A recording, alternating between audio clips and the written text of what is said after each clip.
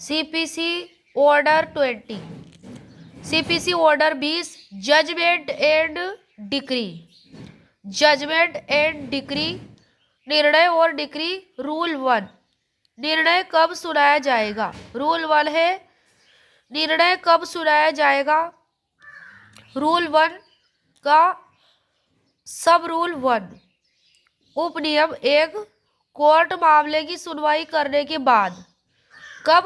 मामले की सुनवाई करने के बाद निर्णय खुले कोर्ट में। निर्णय खुले कोर्ट में या तो तुरंत या इसके तत्पश्चात शीघ्र सुनाएगा। और जब निर्णय किसी भविष्यवर्ती दिन को सुनाया जाना है तब कोर्ट उस प्रयोजन के लिए कोई दिन नियत करेगा। उस प्रयोजन के लिए क्या करेगा? दिन नियत करेगा, जिसकी सम्यक सूचना पक्षकारों या उनके प्लीडरों को दी जाएगी। किसको दी जाएगी सूचना? पक्षकारों या उनके प्लीडरों को। परंतु जहां निर्णय तुरंत नहीं सुनाया जाता है वहां कोर्ट निर्णय को मामले की सुनवाई की समाप्ति की तारीख से 30 दिन के भीतर सुनाने का प्रयास करेगा। कितने दिनों के भीतर? 30 दिनों के भीतर।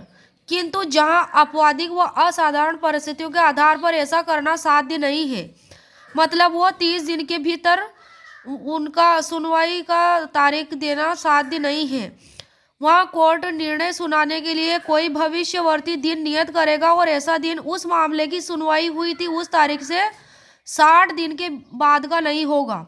मतलब 30 दिन से बढ़ाकर वो 60 दिन कर दिया जाएगा। वो भी कब? आपवादिक और असाधारण परिस्थितियों में। और इस प्रकार नियत किए गए दिन की सूचना पक्षकारों या उनके प्लीडरों को दी जाएगी। जो तारीख बढ़ा दी गई है उसकी सूचना किसको दी जाएगी? पक्षकारों या उनके प्लीडरों को।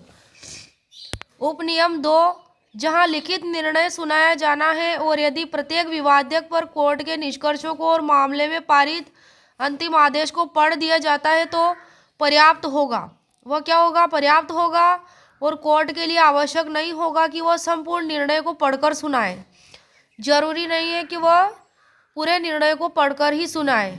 तीसरा उपनियम, रूल 1 का उपनियम 3, निर्णय खुले कोर्ट में आशुलिपिक मतलब शॉर्ट हैंड राइटर को बोलकर लिखाते हुए केवल तभी सुनाया जाएगा जब न्यायाधीश या जज द्वारा हाई कोर्ट द्वारा इस निमित्त विशेषतया रूप से सशक्त किया गया है।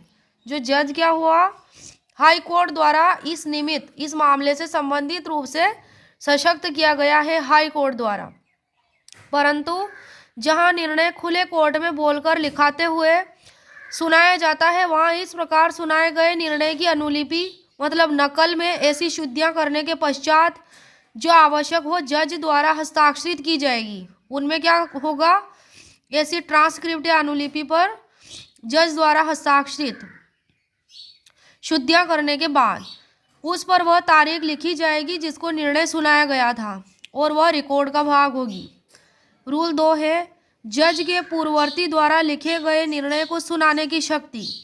जज ऐसे निर्णय को सुनाएगा जो उसके पूर्ववर्ती ने लिखा तो है किंतु सुनाया नहीं है।